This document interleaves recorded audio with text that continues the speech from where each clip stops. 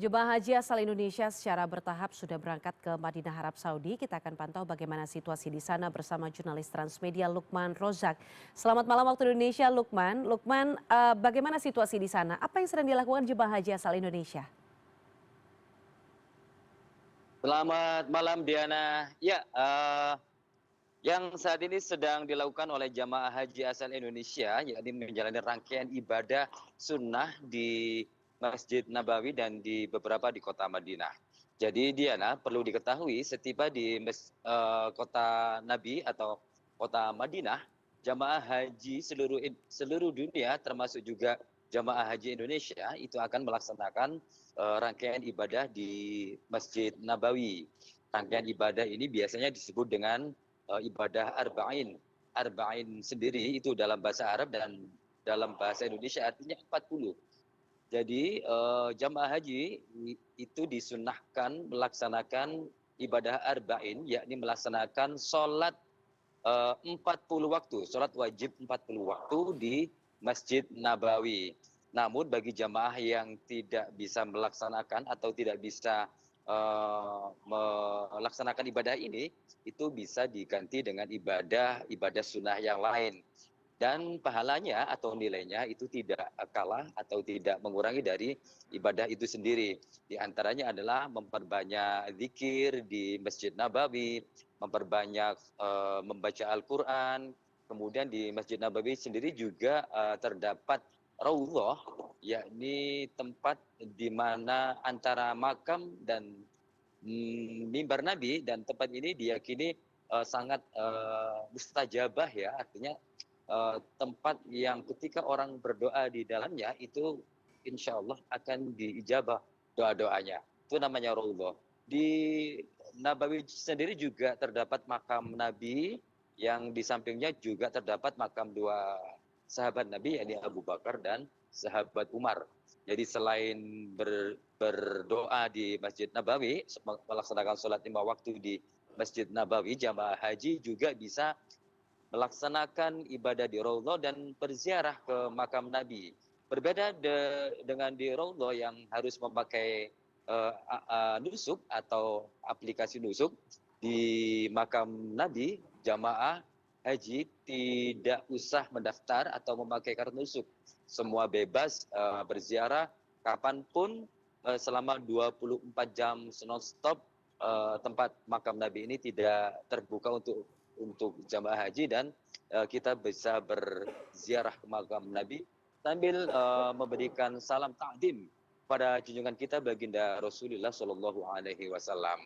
Dan di luar area Masjid Nabawi itu juga terdapat makam Baqi', makam para syuhada, makam para sahabat Nabi yang lainnya, termasuk makam-makam tokoh-tokoh besar juga dimakamkan di makam Baqi'.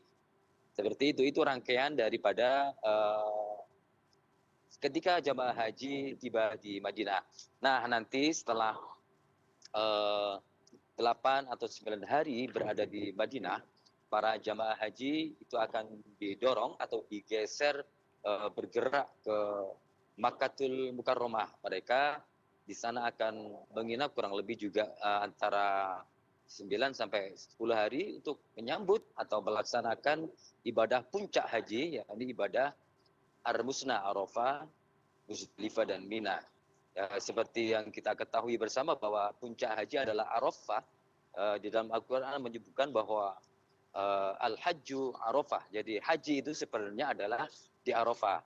Oleh karena itu, karena ini rangkaiannya masih cukup panjang, puncak hajinya masih cukup panjang, petugas penyelenggara ibadah haji itu menghimbau kepada para jamaah agar mengefisiensi tenaga. Jadi tidak perlu terlalu diforsir tenaganya, agar nanti ketika puncak nanti di Arafah itu kita masih tetap fit, masih tetap sehat, dan bukan untuk melaksanakan puncak haji di Arafah. Jadi di Madinah kita boleh beribadah tapi tetap juga harus menjaga kesehatan. Karena di sini cuacanya sangat terik, Diana, maka perlu diperhatikan beberapa hal yang harus diperhatikan ketika jamaah haji harus keluar dari hotel. Misalnya ketika keluar dalam kondisi terik, jamaah haji mungkin siogianya memakai payung ya untuk menghindari terik panas matahari. Kalau tidak begitu membawa cairan penyemprot wajah. Jadi bisa disemprotkan di wajah ketika wajah mulai terasa kering atau panas terik menyengat wajah. Kemudian membawa air, jangan lupa ini penting ya. Jadi bagi para jamaah yang sedang berada di luar hotel, sedang menuju ke Masjid Nabawi, membawa air mineral ya agar tidak dehidrasi. Kemudian banyak sekali harus kita persiapkan ya biar kesehatan kita tidak terganggu.